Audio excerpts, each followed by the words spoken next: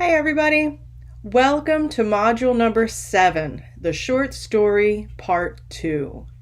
This is our second installment of the short story, and in this module we're reading 3 stories from authors from the United States, Poland, and China. Leslie Marmon Silko is a Native American author from the Pueblo tribe in the southwestern United States. Her story, Yellow Woman, is about a woman who, like the figure from the folk tales she heard, is taken away by a captor. We never learn our protagonist's name, and she is only identified through her similarity with the folklore figure of the Yellow Woman. Silko's story is a meditation on the importance of oral literature in the life of Native American people, and on how we view our own lives through the literature we read and share. Tadeusz Borowski is a Polish author who survived the Nazi concentration camp at Auschwitz-Birkenau. His story, This Way to the Gas, Ladies and Gentlemen, is based on his experience in the concentration camp. The story details the horrors of the Holocaust and shows us the degradation and unspeakable suffering inflicted on innocent victims of the Nazi regime. In the story, Borowski is helping to unload the trains carrying new prisoners from the camp, and by cooperating with the Nazis, he can gain some leftover food and clothing more than other prisoners who do not help. This puts the author in a very difficult circumstance. He's receiving slightly better treatment in exchange for his service, but his service is to help exterminate the new arrivals to the camp. It is perhaps because of the guilt from this service that caused Borowski to later take his own life after he was freed from the camp. The last story we're reading this semester is from the modernist Chinese author Lu Xun and is entitled Diary of a Madman.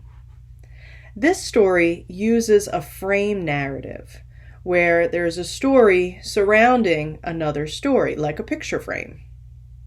Here, the frame narrative refers to the family friend who discovers the diary of the madman and introduces us to it. Then, the story that is inserted into this frame is the text of the madman's diary. That is how the frame narrative works. As we read the diary of this madman, we see that he's becoming increasingly fearful of being surrounded by cannibals and of consuming human flesh himself.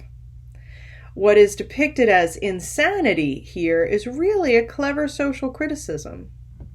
The diarist is afraid of being consumed and of becoming like the other cannibals.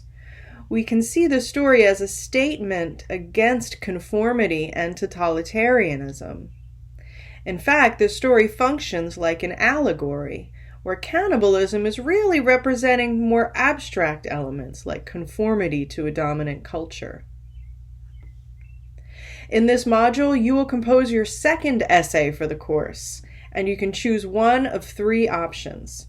You may write about the first option and describe Lu Xun's use of allegory and how it's different from Voltaire's use of satire to express social criticism. You may also choose to write about the representation of women in all 3 stories, paying close attention to how Leslie Marmon Silko's story is different in that regard because she is writing from a woman's perspective. The last option you may choose for this essay is to discuss how Borowski and Silko criticize racism in their stories.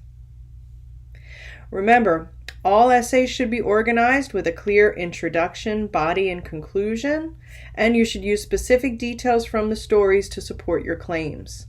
I look forward to reading them and your responses to the prompts on the discussion board. I'll see you there.